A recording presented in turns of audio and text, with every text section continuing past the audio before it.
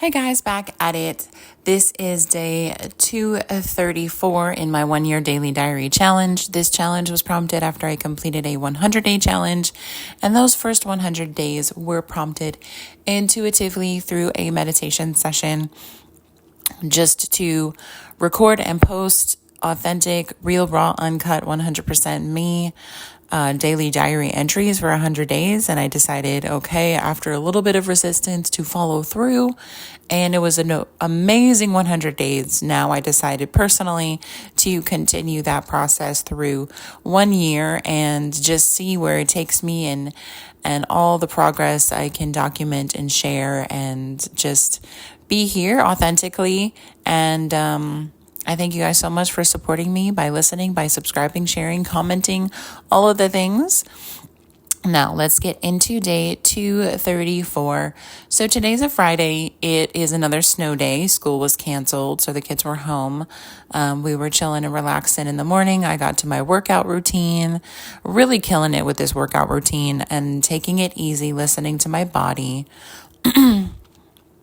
just going with the flow, but just feeling more empowered, stronger, healthier, like more driven in the morning to just get up and get to it, versus like that slow drag in the morning where you wake up and you're just like, oh, I don't want to get out of bed. I don't want to do anything. It's just like a chore.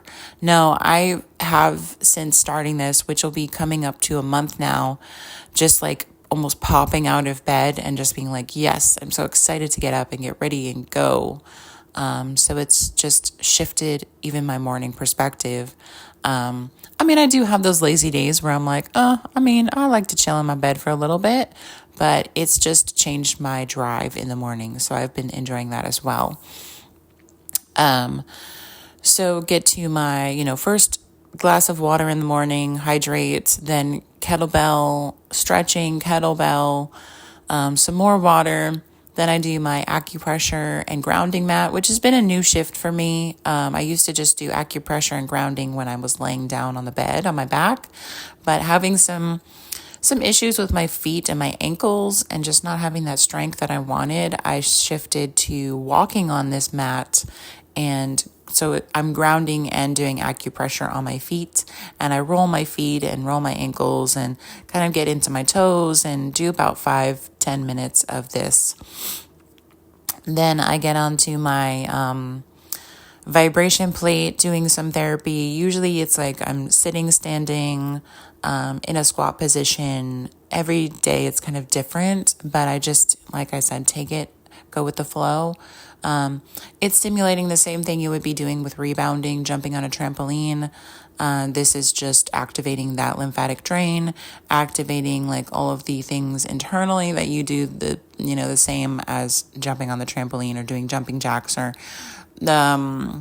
jump rope. Any kind of jumping motion is going to activate all of that lymphatic drain and some different functionalities of your organs and whatnot. So doing the vibration plate therapy is, I guess, an easier cheat way to like hack the system and get that flowing without doing all of the jumping motions that are so hard on some of our knees and ankles. So I've been doing it and had this for such a long time that it's just like, it's normal to me. So I hop in the sauna, do about 30 to 45 minutes, depending on what I've got going on in my day, get a really, really good sweat. So after activating that lymphatic drain with the vibration therapy, I get into the sauna and sweat it all out.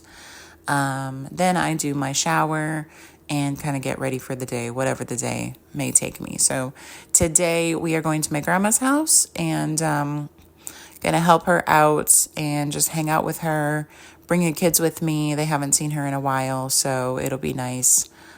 Stopped at Wegmans to grab some drinks and snacks and also something to make vegetarian lasagna. My daughter's going to help her do that, my grandmother. And so I would say throughout the evening and the day, my son hasn't really been happy with me because we've been talking more about these hard conversations. He wants more restrictions lifted, so he wants everything back to normal, but he's not shown me any kind of responsibility or like he's actually trying to work on his behaviors. He's having more bad behavior. It's just a lot of the gaming and a lot of the online time, and he's just it presents itself very much as an addiction. And so my ex and I have both talked to each other, and we're on the same page, and we're both working really hard to remedy this situation, which I initially thought it was great. He was on the phone with his friends, they were playing games together, they were interacting, and then it just got out of hand. So this has been new for me because newly single mom, working at it on my own, but then also working at it on my own wasn't working. So teaming up with my ex and us talking together was really helpful and beneficial. And then also knowing that I'm making the right choice, even though he is mad and I love my son, but it's okay for him to be mad at me. So we've just been moving through this, just growing pains, hard times. He's just really pissed off. And I'm like, I understand, but these are really serious issues when you're staying up all night watching YouTube and you're not sleeping. And then you wake up and you have to go to school. So you're really tired. And then you're grumpy and you're angry. And it's just not a good combination. So I've been working really hard to fix this problem, which has resulted in his phone now being only able to call mom or call dad or text mom or text dad. He can't do anything really on there. He can look at pictures, he can take pictures. He just has no use of anything else on his phone. And then his Nintendo, it's been slowly progressing earlier and earlier as the cutoff time, and soon it will be restricted to a certain time amount. With all these snow days, they were supposed to be in school, so the majority of the day would have been occupied by school, and then when he comes home, he would have only had a few hours on the devices, or, like an hour or two or something. But being home all the time, then it's just like with Nintendo and the family thing, you can set a time limit, like 2 hours, 3 hours, 30 minutes or whatever. And you can set an end time, which is like, for me, I put it at 8 o'clock p.m. But if he's home all day and there's no time limit, like the 2 hours, 3 hours, and it just has an end time cutoff, he literally has access to it all day. So that's my only complaint about the parental controls. Like the phone, you can also set it with a start time and an end time, which I do like. So if I had the option to set his Nintendo with a start time and an end time, that would be great. But anyway, we've just been working through all of this, and he just was really upset the whole day because I gave him an ultimatum, and there's an issue that's going on that he needs to come clean about, that even before I reached out and got verification, I knew what was going on. And so I said, that he had until Monday night to give me full, transparent, like everything that happened, 100% truth. And if he didn't give me the truth by Monday night, which is, over the weekend, his Nintendo will be taken away. And then ultimately, if he doesn't continue to show the behavior that's progressive in the right direction, and show that he's mature, show that he is, wanting to work through these problems, then, ultimately he's going to have no devices, no access to anything. It's just when you're trying to teach kids, right and wrong, you want to guide them. I'm trying to guide more than I'm trying to dictate. And that's challenging because I was never shown that. I was always dictated upon. And it's just, like I said, I'm human. Or I think I'm human. Anyway, I'm just trying to do this the best way I think and feel I can. And it's the first time it's happening, so I'm going to make mistakes. I'm not going to actually really know what to do in the moment. And I'm just like trying to have grace with myself that I am doing the best I can at being a life coach, at being a guide, being someone who's just going to give advice, but require respect and normal, decent things that people in your life should give you. So it's been a little challenging for me, but now that I've teamed up with his dad, we, are on the same page, when his dad has him, or even when my son calls him to talk and complain, his dad is giving him really great advice and just, not bad-mouthing me, and I'm not bad-mouthing him, and we're basically working together on this, trying to give our son the best advice and help him grow stronger and learn. So, yeah, that was it. The whole day he was just pissed off at me, and he didn't want to come into my grandma's house. He didn't want to participate with mealtime. He didn't want to do anything. And then he did something out of spite to me, and that was something that was very frustrating for me. And so we hung out with my grandma. My daughter and I were just like having a great conversation in the car on the way there. We were vibing to music. We were just having this lovely chit chat time. And then we got to my grandma's, and my daughter helped make the lasagna. And my grandma and I talked about a whole bunch of things like, the upcoming move. And I helped her get a few things sorted. She has like a church bazaar, and they're raffling off some things. So she's like really getting stuff done in her house to get it ready for moving. And we did have a hard conversation and talk about moving and talk about the future and talk about our ideas and views and things. And I have shifted in my mindset, and I've shifted in my communication too, because I used to be very shy and timid, and I would just listen and take in what everybody else was saying. And now I'm very bold and charismatic and matter of fact, and just like, I don't really give a shit what people think or say or feel or do. In a way, yes, I do when it comes to people I care about. I'm not going to just trample over their feelings, but I'm like I care about family. I care about family history and reminiscence, but I don't care to hold on to items like, dishes or furniture or things from the family just because it's from the family. I am in this mindset of being very free from things like dishes or furniture or pictures or even memorabilia things. I am very, very free in this moment of living, and I could essentially just walk away from everything in my house as long as I have my kids, and that's all that matters to me. So trying to communicate with other people who are very much into that reminiscence of things, like my grandma's very much about things. In a way, but not in a way. So she's like, she wants to keep the legacy from, like, she has furniture and knickknacks from her parents and her grandparents that she wants to pass along. And that's not me. She's not going to pass that stuff on to me.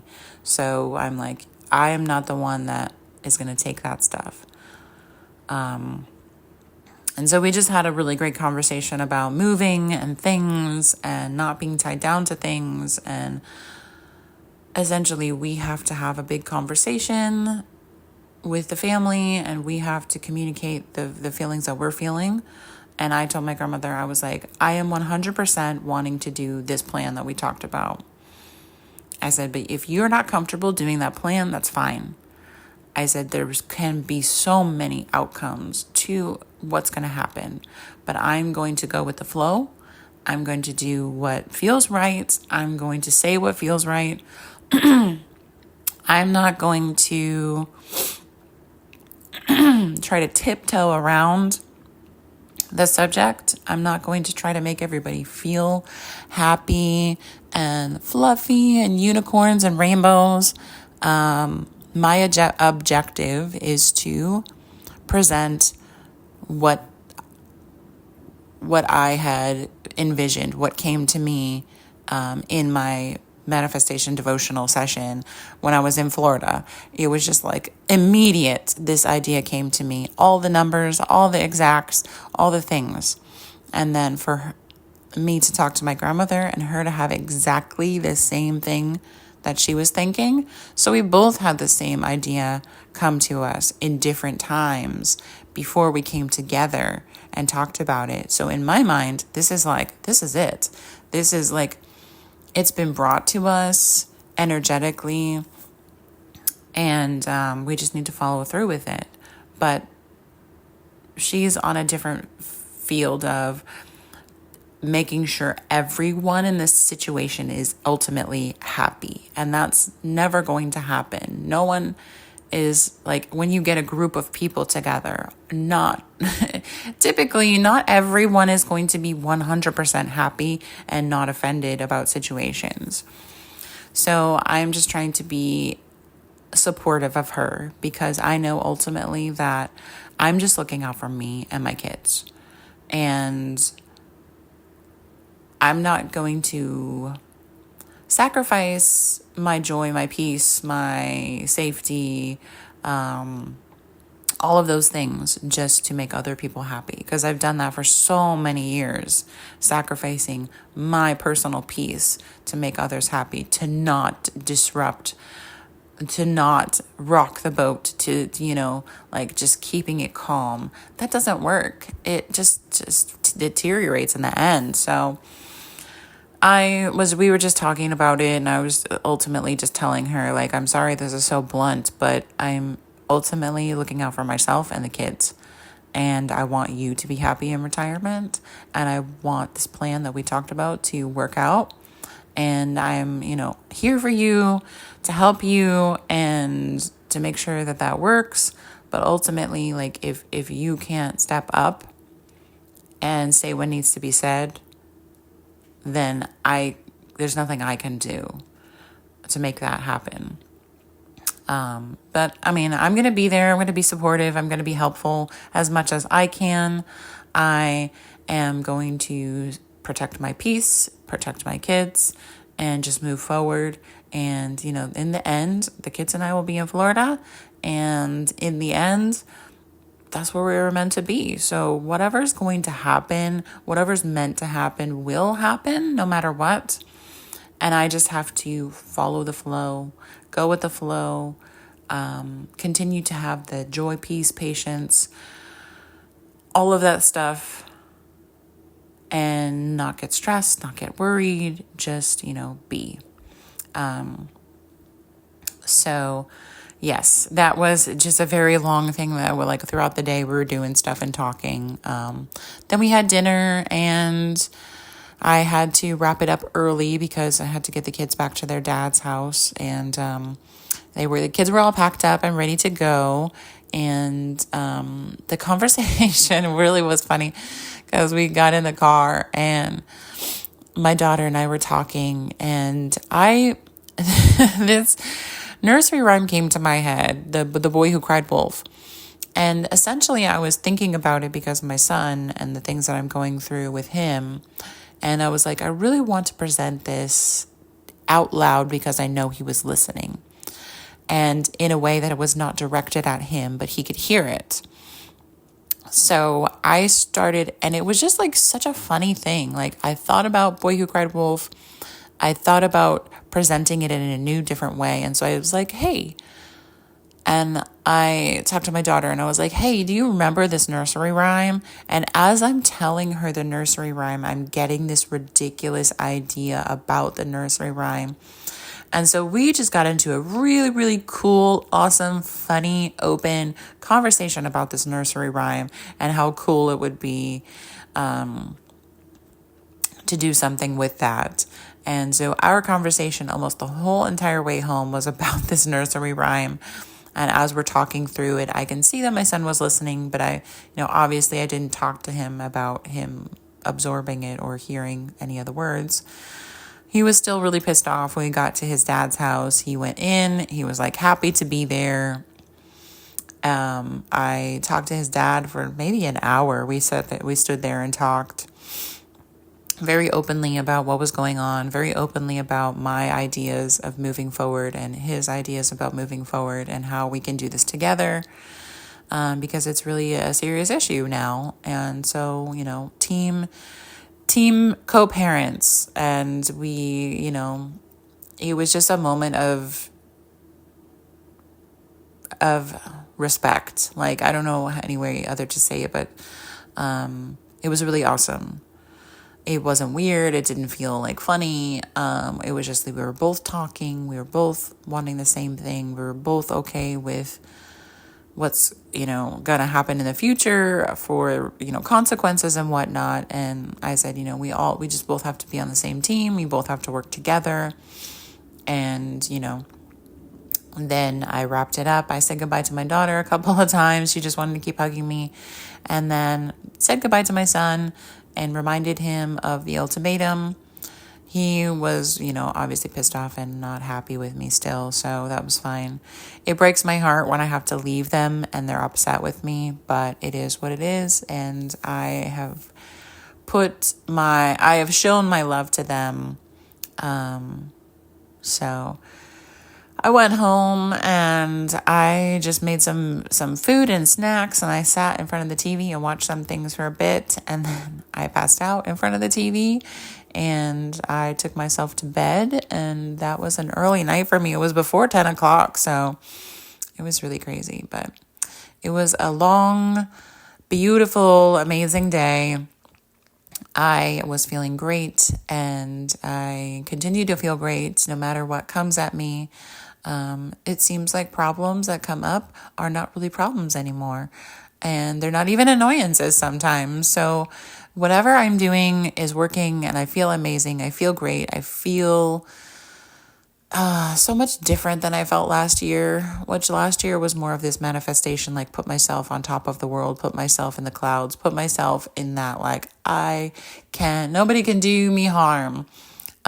This year it's more of like settled in, and I don't feel like that, sometimes I do, but I don't feel all the time like that I need to manifest myself in that position, because I do feel that already. And so it's not this ethereal woo-woo, like up in the sky clouds, feeling anymore. It's more of a natural feeling that I am feeling on top of the world, like I am already there, and I've been there, and now I'm like stable up there. So I don't know if that makes any sense, but it's just so different this year from where I was last year, and how I'm feeling and how I'm moving and how I'm doing things. And of course, I'll slip up and make mistakes, and that's going to happen. I have just grace with myself, grace with the people around me, and fess up and be like, hey, I did some really shitty things. I'm so sorry for that. It wasn't my intention. And just be open about that. So, well, we've been way over time, and I've just been talking y'all's ear off about all of this stuff, but I hope it does help you. Please subscribe if you're not subscribed, comment, share, like, and all of the things, or none of the things. But I thank you so much for supporting me by being here and listening. I will talk to you guys tomorrow. Peace.